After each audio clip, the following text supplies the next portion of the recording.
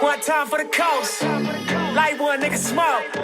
Shoot clutch, never joke. Ayy, 4 time on the road. What's up, YouTube? It's your boy Anthony, and we're back here again. We got another story from the OV. So around this time, I snuck out the house. Like, I was a pro at sneaking out the house. At this time, you can call me like a window champion, cause we was sneaking in and out the house like it was nothing.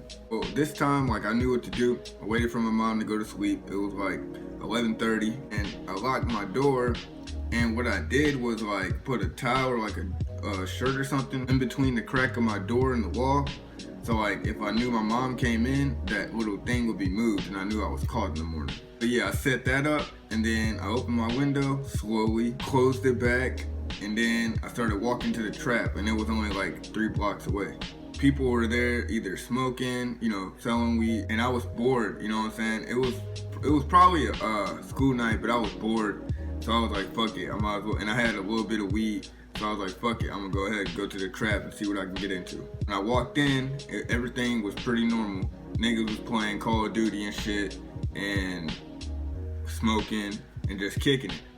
And so I was there pretty much trying to find somebody to match with. And everybody there, they had either already smoked, was high, wasn't trying to smoke, just pretty much waiting for somebody to come to try to match. Just kicking it, and then my nigga Ryan, R.I.P., Ryan came in, and he was there. He was trying to find somebody to match too. Then I was like, okay, what can we put together? The problem was we ain't had no Rello. So, and the store was, there was a gas station like right down the hill. So we was like, fuck it, let's walk down the hill and get a Rello. So when we started walking down the hill, it was probably like 1 or 2 in the morning. It was like 1. It wasn't that late, but it was pretty late. And so like we was kind of sketched out on walking, cause like that street was hella hot, cause the cops around there knew what was happening at that house. We was like, fuck it, we just gonna try to dip down the street real quick and get a Rello. We walked down the hill, there was a headlight coming, and we were like, alright, fuck, well, I hope this ain't no cops.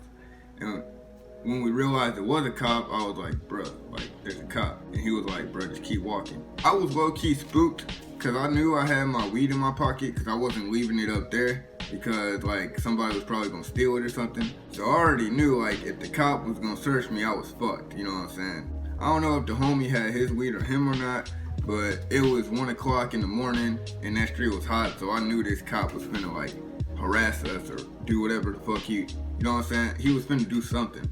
I was just hoping he was just finna let us go, man. It was a cop we knew, because that cop, I just told y'all, he harassed the street, and he was like, with his bitch ass, he was like, what are y'all doing out this late? And I was like, man, we just walking to the store, you know what I'm saying? That's what I said. I forgot what Ryan said. I think he was like being smart or something, and I was like, bro, just chill. And the cop, he had ended up searching me, found my weed in my little container, and he was like, so what's this? And I was like, man, it's just a little bit of weed. I searched the homie. It was still past curfew, so he put him in handcuffs. He put me in handcuffs, and then he threw us in the back of the car. I was so mad, bro. I was like, man, I'm really in the back of a cop car all over trying to go get a Swisher, bro. It wasn't even worth it, bro. But anyway, so yeah, we had rolled to the station, and he had took us out the handcuffs and put us like on a bench, like in the handcuffs for kids. It was like a bench on handcuffs against a wall. It was weird. He sat us down and was trying to like ask us where we got the weed and like what was we doing out so late and shit like that. And we was basically just like being hella smart with them, like, you know what I'm saying? Like, I don't know where we got the weed from and shit like that. Cause like, nigga, I ain't finna tell you, I ain't no snitch. You tripping, bro. Like, who is about to tell the police where they got their shit from? Yeah, after that, he like walked away and like did some paperwork or some shit, and he had never took our phones though. So I still had my phone, and I like was like recording and shit on Snapchat, like, hey, come free us and shit. He had came back, got my mama number, got his mama number, called his mom, called my mom, and when his mama picked him up, she was pissed. I was like trying to ask him if I can ride with him and shit, and he was like, nah, bro. That time, it was like 3:30 in the morning. Like, that nigga had to sit in there for hours. And fucking, when he called my mom, My mom fucking came up there and she was just hella tired, but she was like still mad. I rolled back to the house and I went in the crib. And then that was basically, that was it for that night. I thought I was cool, you know what I'm saying? She yelled a little bit, but I thought I was cool. Next morning, she came and beat my fucking ass.